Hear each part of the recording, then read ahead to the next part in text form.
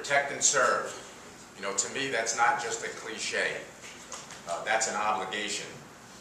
That's our obligation to protect the public, not only physically, but fiscally as well. For the past 7 months, we've heard the County Commission whining, complaining, and moaning that the Broward Sheriff's Office is 50% of the county budget. And they directed us to cut 14%, $60 million from our budget. We cut $23 million. They asked us to cut $22 million more. And then yesterday, they just imposed upon us a $10 million increase to our budget. If I was a taxpayer in Broward County, I would be totally outraged by that conduct. When people are out there suffering and we're trying to keep them safe, to do something as fiscally irresponsible as they did yesterday, the public needs to get involved. And I need the public to tell the County Commission that just isn't going to fly. And whether it's by email, phone call, showing up personally, writing a letter, the public needs to get involved in this discussion, because it's their safety and their wallet that are directly impacted by that decision yesterday. They can't ride the horse both ways. They can't tell me on this hand, cut $60 million out of our budget, and then at the same time impose an unfunded mandate of $10 million on our budget. We cut 23 in that effort, 23 million, but they just whacked us with 10 million increase without any say-so on our part. You cannot ride that horse both ways. There was no mention of funding it yesterday. They just dictated, you figure it out. You take care of that 10 million. I didn't hear anybody mention about how to fund it. That's an unfunded mandate. They routinely complain about unfunded mandates from the federal government, from the state government. And they just did the exact same thing to the People's Sheriff's Office.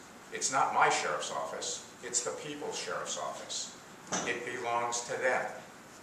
You cannot continue to talk out of both sides of your mouth. Whether it's cut, but raise. Fund, don't fund.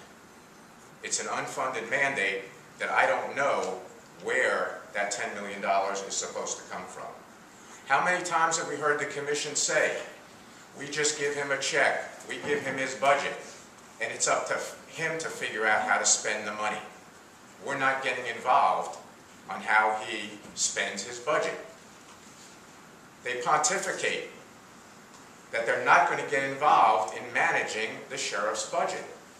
But yet, that's exactly what they did yesterday. They interjected themselves directly into the operations of the People's Sheriff's Office. Last year, Commissioner Jacobs said it quite clearly. I ran for county commissioner. I didn't run for sheriff. I'm not interested in running the jails when they were having that discussion about taking over the jails. But yet they did exactly that yesterday by approving a retroactive pay raise in a budget that's already passed. That budget is gone. But they approved a retroactive pay raise, not only for last year, not only for this year, but that 3% goes on forever because it stays in the budget forever. And it's now created us a big hole in future budgets. Again, you can't have it both ways. Deputies in the jail, there are some that made over $130,000 last year. But yet, the County Commission just gave them a 3% pay raise. When you in the media alone have suffered severe layoffs, Florida is above the national average on unemployment. Broward County is at 11% unemployment. Our foreclosures in Broward County have gone up 300%, but yet the taxpayers are taking a hit for some deputies that have made over $130,000 last year. At a time when we're cutting child daycare for the homeless, for homeless individuals that are going out just trying to look for a job. They don't have a job. And they need child care for their kids while they go look for a job. And that's been my whole thing with the budget. Save as many jobs as possible. See, because while you have homeless people that need daycare so they can look for a job, I think a job is better than no job. A lower paying job is better than no job. But apparently the union didn't look at it that way. They looked at it as, I have to get as much as I can for our members, disregarding what the public has asked, disregarding the atmosphere, the economic conditions that we're in. I just think it would be irresponsible on the county commission and the union to do it that way. Again, you can't have it both ways.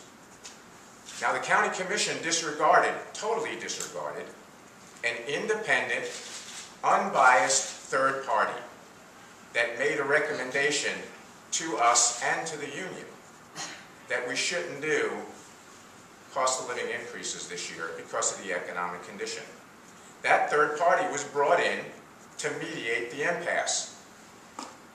And that special magistrate, that mediator, issued a report of which he made several findings and recommendations. To quote one of the things that he said, the special magistrate stated that residents and policymakers in the region recognize and expect shared sacrifices by public employees. The special magistrate concluded that there was no logical basis why this union should receive a pay raise. The commission totally ignored that neutral recommendation.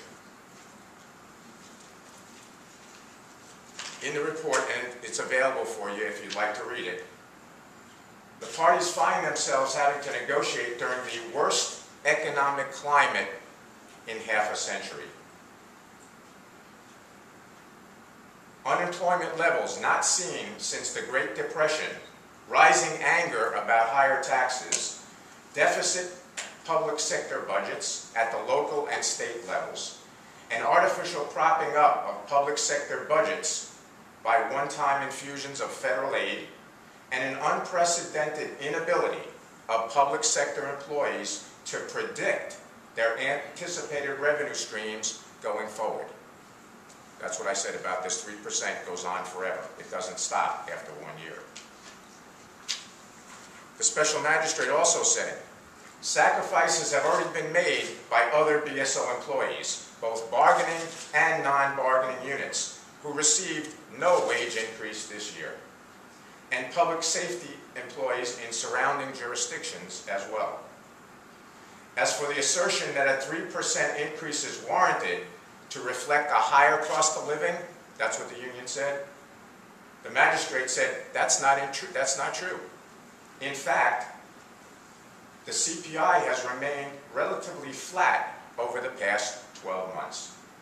For this reason, the special magistrate concludes that the union's case for a wage increase has not been made. Again, an independent party totally disregarded by the county commission. And our legal staff did some research, and they have never found a ruling like this that has been totally disregarded by the legislative body. Again, the public needs to demand answers about why this happened. Then, if it's not bad enough, to interject the election into this discussion is really shocking to me. The election was 2 years ago. It's over. Now's the time to protect the public